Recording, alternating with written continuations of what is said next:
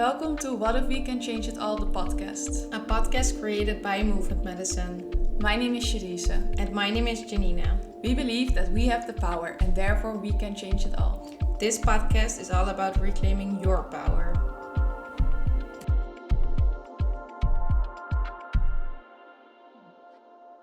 Welcome. We are back and we have Yvonne here. I think Yvonne and I met around 4 years ago or so in a yoga school. It's a long story, but we met in a yoga school and we actually did an exchange. And also 4 years ago, which I experienced as very, very pleasurable. Actually, I don't know if you can say that about a session, but pleasant. It was like very pleasant. I felt like more energized. I actually just want to give you the stick and you can introduce yourself. Thank you, girls. First of all, thanks for inviting me. It's an honor, and I would love to tell you and all the listeners more about my work. So I'm an acupuncturist. I do this since 2018. It's been an incredible journey. Like apart from like starting the clinic and treating patients, also the phase before, like during studying, which took me 4 years. That was also an incredible journey because before I started the Chinese medicine, I was working in the corporate scene with a Bachelor in Economics. So yeah, it's completely different. Yeah, and I was born in Amsterdam, raised in the Netherlands, and I always knew, of course, like about my background, and we go on holiday to Hong Kong, where my parents are from. But I think mostly it's the Dutch influence that defines your upbringing. And studying Chinese medicine felt like coming home because I reconnected with my roots, and that made me realize how much of traditional Chinese medicine was subconsciously incorporated in my upbringing. So it made me also realize I'm not that Dutch. I'm both. I'm both. Yeah, I'm both. And then I feel that nowadays with my work, I implement the best of both. Yeah. So my clientele, I think they appreciate the fact that I'm a bit of Dutch and a bit of Chinese, so it makes it more easier to understand each other. Yeah. I love that, actually. Yeah, it's really beautiful. Just out of curiosity, why did you change careers? I worked in the nightlife and hospitality scene, and I knew that there will be a point that I will not want to continue there because it's so exhausting. A lot of hours of standing and working hard, and also felt that part of me was not being seen. I felt there was more depth in me that I wanted to explore, but at that time I didn't really know what. You just have this like restless feeling that there should be more in life. And at that time I was working as a consultant for a high-end restaurant, and I had a lot of health complaints, stressed, tired, insomnia. And then I went to a therapist, and I told my therapist that I actually want to change job, but I didn't know where to start. And yeah, this therapist has been a really, really important, life changer for me. Yeah. Yeah, he made me realize, where my authenticity is, how to relax, how to not, work myself over. So yeah, it was a really beautiful journey. Yeah. Yeah, but there's like a whole jungle of alternative healthcare. Yeah. And sometimes there's so many disciplines that appeal and that are interesting, but because he said like keep it authentic, stay true to yourself and close to yourself, I found traditional Chinese medicine. And then although it's so obvious, it wasn't obvious for me. So yeah, it was like, oh my God, I never thought about this, Very funny. Yeah. it's like finding your roots back, but then also keeping the parts that belong here, right? And the Dutch part in that, and connect them both. Yeah. Yeah, because there's so many things that I could have done, you know. I love herbs, and I was also looking like at what's this called? Homeopathy. Mm-hmm. I don't know the word in English, but you know, you work with essence and drops, and that still has my interest. But I think like with this one, yeah, like it felt very healing also to study this. Yeah. Yeah. So you did the studies, you soaked up all the information, you started your own practice, I think, right? Directly after. What is it giving you? That I think words fall short for that. What is giving to you? I remember the first 6 months when I had my clinic, there were 3 ladies coming for fertility treatments, and all 3 of them they got pregnant, and that's my first 6 months. What can I say?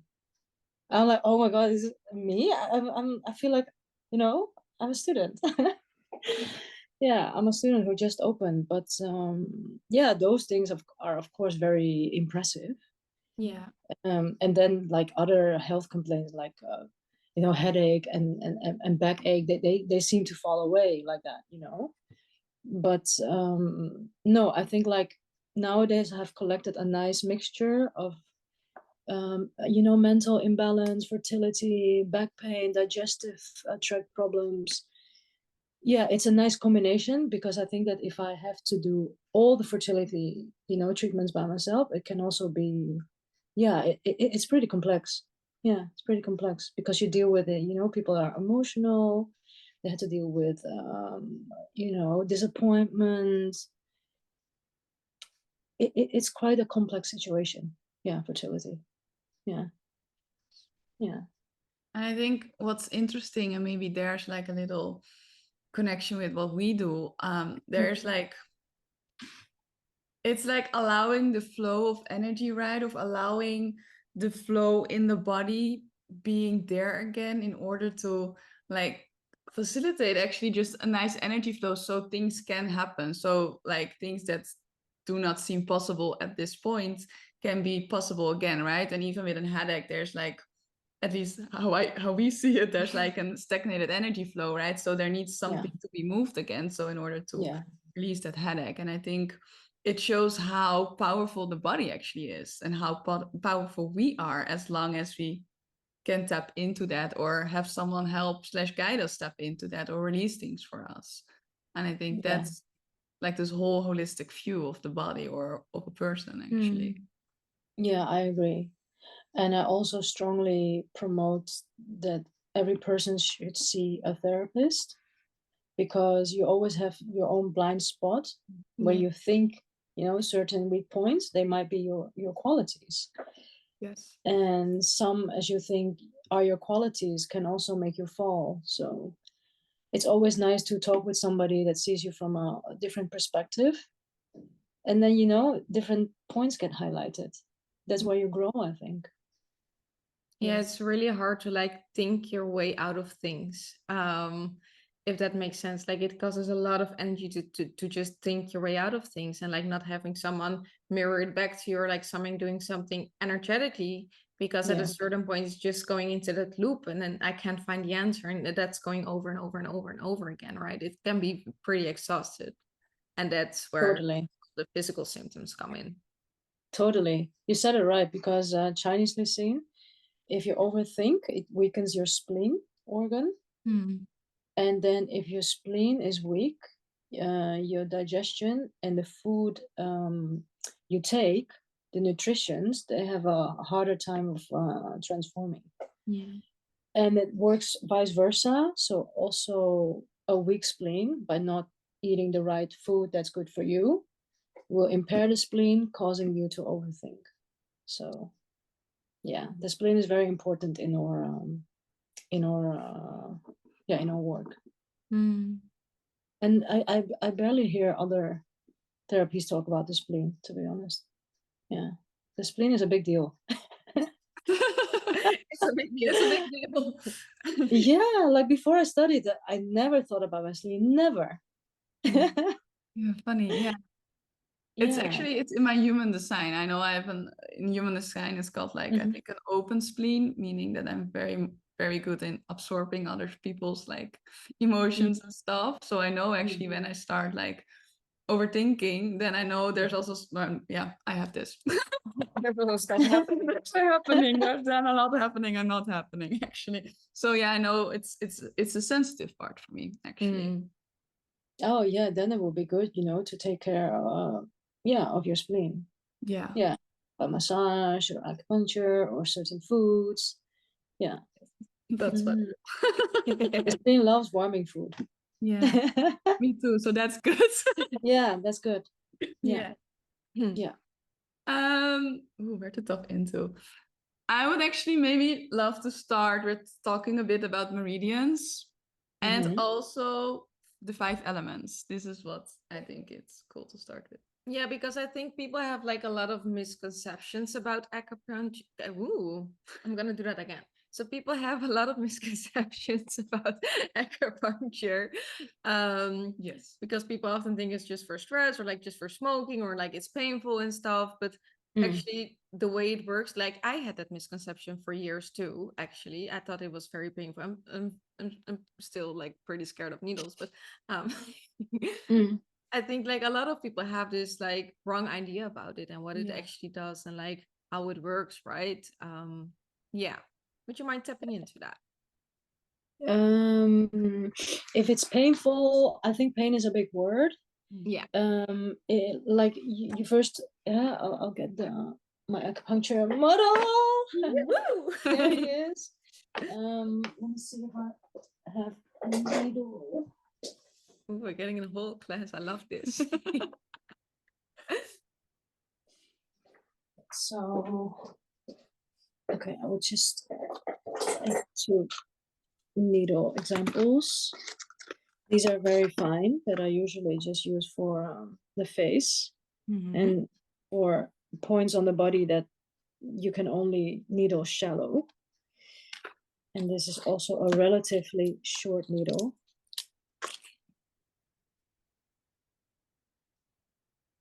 Can you see it, girls? You should put your hand behind the needle.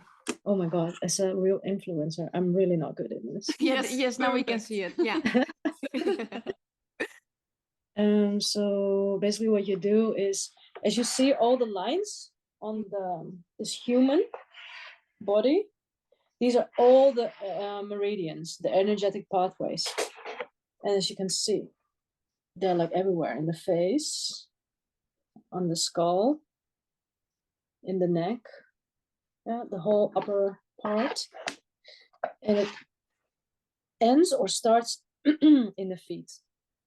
Yeah. So, you know, officially there are 408 points, but unofficially there are like endless points. And then all these points, they're on certain meridians of the organs. So for example, you have the stomach meridian, there's the gallbladder meridian, then liver meridian, which runs inside. On the hand, there's a large intestine meridian. On the back, the bladder meridian. So, and so on. And each point in Chinese has a name, but in the Western terminology, we just use the organ's name. So spleen would be SP, and then the number, you know, indicating how much points there are on a certain meridian. All right. And then the point, because of the Western terminology, it lost its meaning, but you can still, if you look close by, you can see the Chinese names on the points. Yeah, every point has a Chinese name, and the name itself is philosophy. Yeah, so I love it. I love it. So if you use one point, for example, it can solve like 3 complaints. So when people come for acupuncture and they tell me about, for example, the problem is headache, I will do the pulse diagnose, the Chinese pulse diagnose, where I measure the internal organs, the conditions about that, of the left and right. And that pulse diagnose tells me how the current internal condition is. And that tells me why this patient has headache.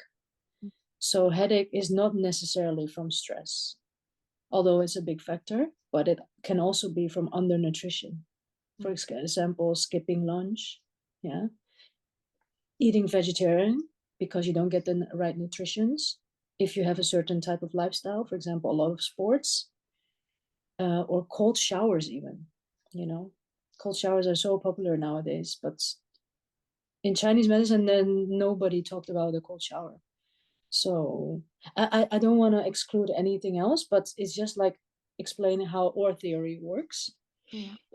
So cold and especially excess cold can cause a lot of disease, causing the meridians, the energetic pathways to become stagnant, and then the energy becomes to cloth or turns into mass.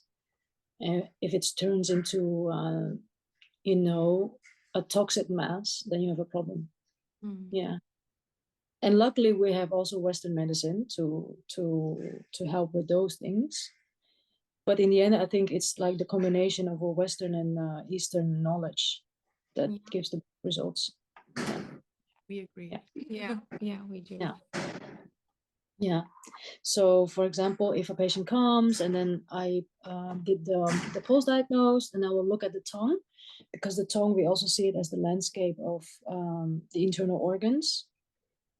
And then I will, in my head, I will make all these points connect, like, okay, how can we make this person coming back into yin-yang balance?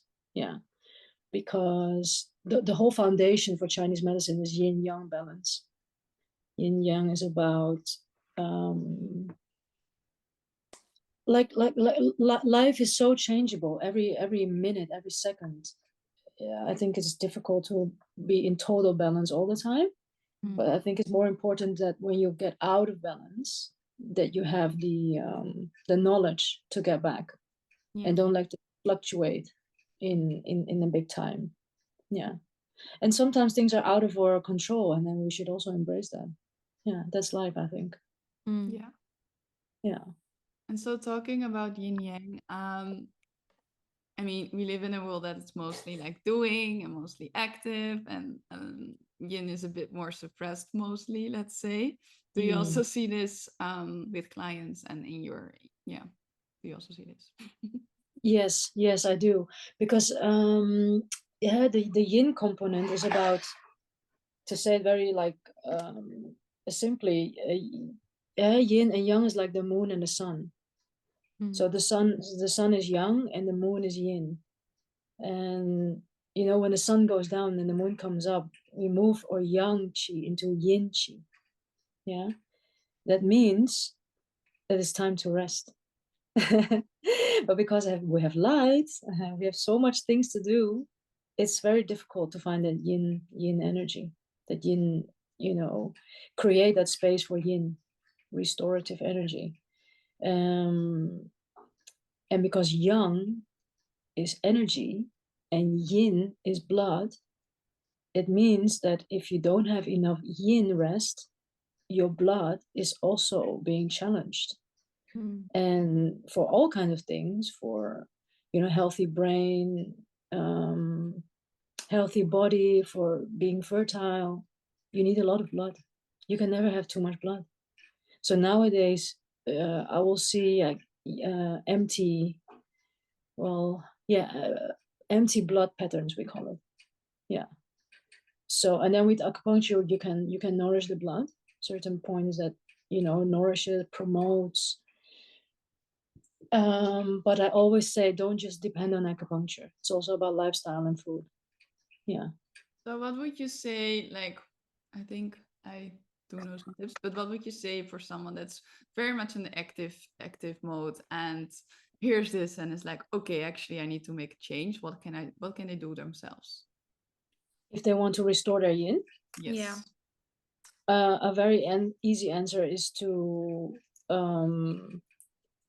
your agenda. reduce the activities on your agenda. Yeah. And if the agenda is all about work and being social and going to sport, there's not much yin scheduled, right? Yeah.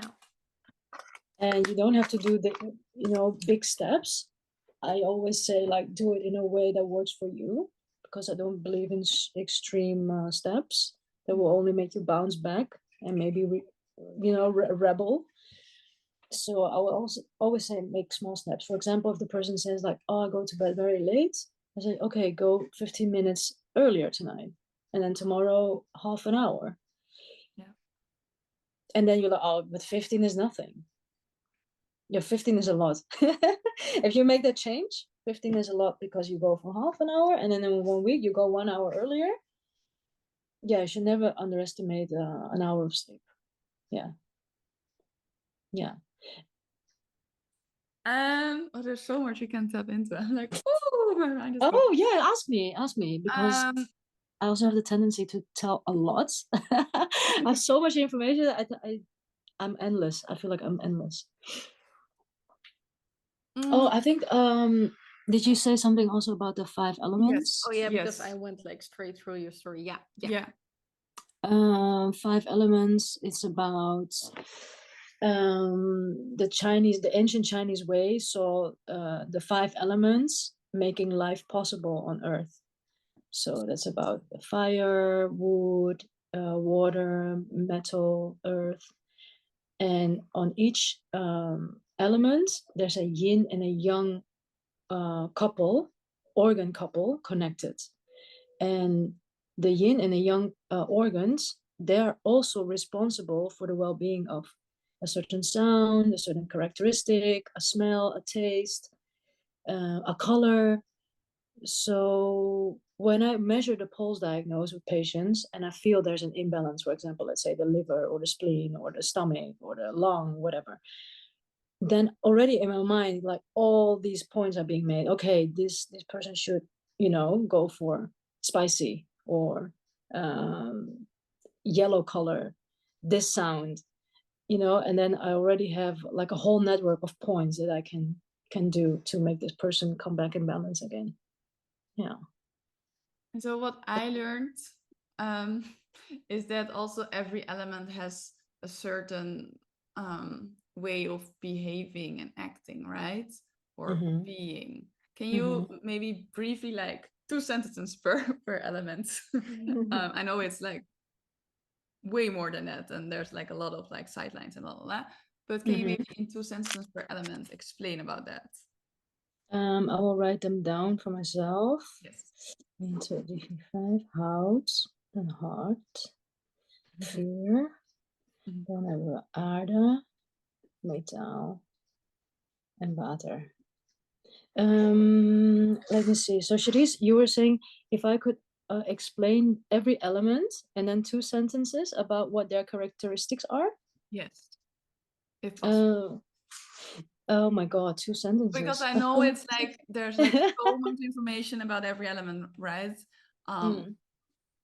Yeah, but let's just for people to just grasp it somehow. Okay. I will tell 2 elements. Hard and small intestine. Okay, let's say the wood element, it resembles springtime, and the 2 connecting organs for that are liver and gallbladder. So during the springtime, nature expands. So this is about your creativity. So liver and gallbladder can easily be affected. And especially if coming from the winter, so let's say the season before, the water element, when the liver was suppressed, then you will find that the wood element, the liver and the gallbladder, will not be optimal. And then it's a very good time to drink certain herbal teas, come for acupuncture, massage your liver, take certain foods to optimize the liver and gallbladder function so you can smoothly move into this seasonal change. Yeah. That was more than 2 sentences. It's okay. I know it's a lot.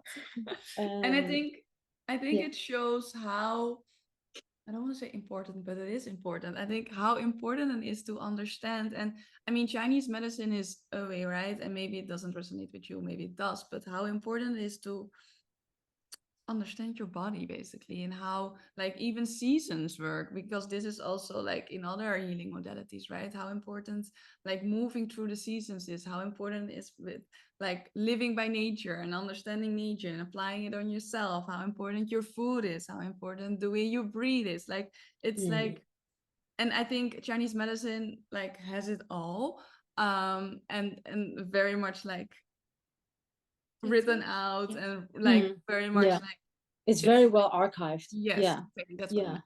It's very yeah. archived, but it is in all systems in some way or another. And I think it's important to, I don't want to say you have to, but it's important to start tapping into that and see how you can, with it, understand yourself, but also like heal your body in a natural way. And I'm not saying that Western medicine is bad, but Mm. there's also like so much beauty and magic in like the other ways. And I think like just this little like 3-4 sentences like already shows how important, or yeah, how much there is and how much knowledge there is about the body. Yeah, yeah, it's incredible. Like every day I'm amazed. I'm amazed with the results. And also each patient is so unique Mm. that you can apply one point and has different effects. Yeah. Yeah. Or 3 patients come with headache, but I will use completely different points. Yeah. That's why, like me, myself as a practitioner, I would not just go on studying like this point is for headache, this point is for, backache, whatever. Always look at the client. Yeah. I think Yeah. that's very important. Yeah. Actually, for Mm. all Yeah. when you work with people, right? I think all, also with like shamanism and like trauma and emotional release, there's like all these points, and all these points say different things. But then Mm. still it can be different with like per person, right? It can be different if you have, I don't know, whatever, then and I have it. And so I think it's also important for practitioners, or if you're guiding people, that you always look at that person that's in front of you and not just going to Mm. your head and just apply whatever you learned and then this is your solution, because it's not always like that. Yeah. This is really something That's I really also important. had to apply. Yeah. Yeah, I think this is opposite from what Western medicine does, or a Yes. lot of Western teachings. That's black and white, black Yes. or white. Yeah. Yeah. Yeah, and sometimes I think people get also, especially the patients that are impatient, they want a problem to be solved by, for example, acupuncture. They will say, yeah, just tell me what to do. Just like, is it this or is it that? And then I like, there's no black and white answer on this. There is no, I can't. Everything is relatively. Most patients understand it. There's like a handful that doesn't, and then you understand that for example that person has a really strong liver constitution. Like, yeah, then for me it's about to harmonize the liver to bring more flexibility into that system. Yeah. Yeah, it's funny, it's always funny. It's interesting. No, I'm always like, when I work with people, I'm like, oh, now I get it. And then you're like, oh, now we can do this, and then we can tweak this. And then it's like, okay, now it's like there's more harmony, right? And it's not about making it perfect. I believe it can't be perfect. I mean, we're always like have things, and there's always something going on. Yeah. But it's about like finding more harmony and more balance somehow. Yeah, and I also think that for everything is the right time. Like if this person now is not ready or not flexible enough, that's not the right time, and you just respect it. Yes, Yeah. we can't force. We never. No, With nothing. no, you can't. You can't. No. Yeah. Do you also in your practice, do you also look at the patients in a unique perspective to treat, for example, the same issue? Yes. I think you have to, Yeah. because like I think we do different things, but we both work like the same way in a way. We both have like the same people, not the same people, but like people with the same symptoms in a way, sort of overlapping. And I think what is really important is that what I learned with my clients is that because everyone has a different life path and has gone to different things in their life, a symptom is never just a symptom. Like it's not the root of the issue, right? You have to go underneath that. You have to go deeper than that. And then you find the root issue and you're like, oh yeah, I had no idea that we were gonna go there, but we went there. So I think that is also really interesting to see, okay, but I just can't give you a pill or like give you a band-aid and everything is solved. That's why there's no one way that fits all. That's also why it is such a good thing that you have like Chinese medicine, shamanic medicine, like that you have all these different things, because something may work better for you than the other thing. It's more that your body's like more open to one than to another. Yeah, and I think with that is that we also create like a lot of stories in our minds, and also when we are the clients, right? And when we're visiting someone, we have like all these stories in our mind, also what happens and why we have this and why we have that. But actually the body tells. This is really something that I find interesting. I can very much see where there's like a disalignment in your body and work with that, and then make there like not make there, but create more harmony there, right? And so if you're telling me this and you say this is the cause, but actually there's mostly there like 10 more layers underneath that. And that's what I find, like this is where I get like this giggy, like, oh, I want to let's like see how we can do that. And I think that really shows that even though she has a headache, just and with her it has to do with her shoulder. This is not true at all, but with her it has to do with her shoulder, right? Because blah blah blah. But with someone else it has to do with a heartache because she just went to, I don't know, a relationship breakup. I mean, there's so much like possibilities, and as long as you see the person in front of you as a person with their own stories, with their own traumas, with their own triggers, and with their own body, I think then you are possible to make like a change in someone's life. And if not, and you're just applying whatever you learned, I mean, there is knowledge, and we also use that knowledge. So the knowledge is not bad or wrong at all. But still, you need to see the person. I think when you do that, then you see that with the same symptom, there are different like things in the body happening, and that's okay, and that's all good, and there's no right and wrong in that as well. Yeah, it can manifest in different ways. Yes. Yeah. And I think this is something we need to stay open for as well, that there is no one way, right? Yeah, like one part of the consultation is observation. You know, sometimes even like people, the way how they write me the email or how they inquire, I already have a feeling of who they will be. Yeah, what to expect. Yeah, that's nice. Start like with a little conversation, and they start telling, and then you're like, okay, this and this and this, and see this happening, and this, and then you can go deeper. People start to feel safe, and then you pick out the points, right? Yeah, it's nice to have these observing abilities. Yeah, that already is like half of the information for your treatment strategy. Ooh, we're almost time is going fast. Oh. Do you have more questions? Do you have more questions, girls? There's so much. It's like it's such a big topic also. A big topic? Oh. Well, just the Chinese medicine in itself, or like acupuncture. Yeah. Maybe it would be helpful for our listeners if they never had acupuncture. I find it a very hard word in English. I don't know if you can hear, but if they never experienced it, like what to expect? Yeah, maybe not only like what to expect, but maybe like what. Can you help me out? I don't know. No, not so. Like maybe how it works? Maybe like what it can do for them in a way.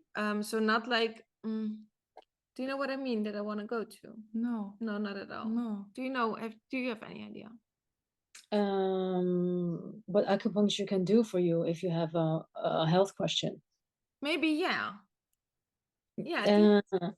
Thank you. Yeah, like if you usually when you come for a consultation and you have a question about your health, no matter what you tell me, I will always observe and do the diagnose by your pulse, because the body doesn't lie. Yeah. And in your brain you always have this discolored, or not discolored, colored, let's say, version of yourself. So try to stay objective and see the actual state of the pulse and looking at the tongue. And that makes it, I would say, how do you say that, more efficient.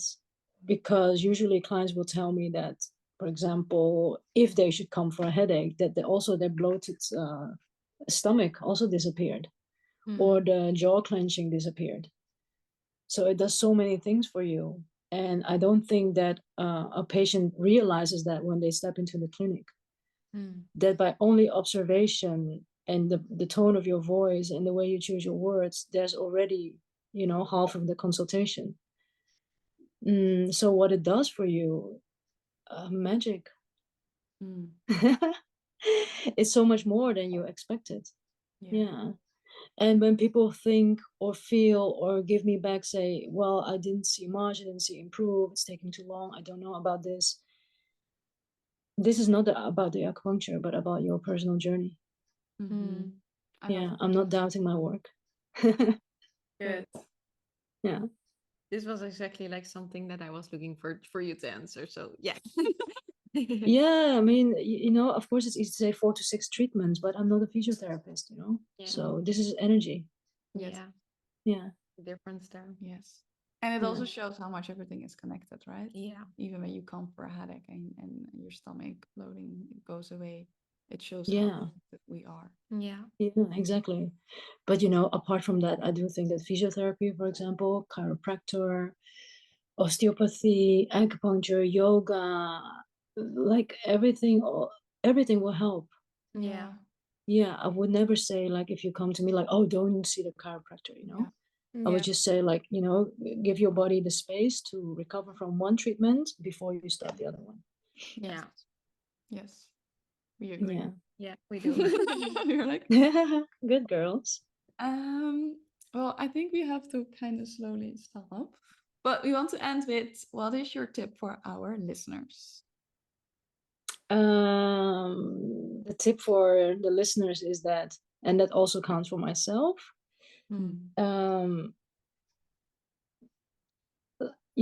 every day is a new day, is a new way to start learning or doing things in a different way or in a new way. And therefore I see it as a school. And that also means that you're allowed to make mistakes and you shouldn't be too hard for yourself. Yes. We love it. Yeah, we really. Cool. Yeah. It was short, but thank you so much. Really appreciate it. I know there's so much more knowledge, so much more in depth. But yeah, thank you so much for sharing like a tiny bit already with us. If you are interested in this, we will put Yvonne her details below so you can find her, look her up, book your session. Is there anything else you want to share, like promote or? No, I think it's fine. If people have more questions from this podcast, they feel free to contact me. Yeah. Cool. Thank you so much, girls, for having me. It's an honor. Thank you so much for being our guest. Yeah. Good luck with everything. Enjoy the summer. We will. Thank you for listening.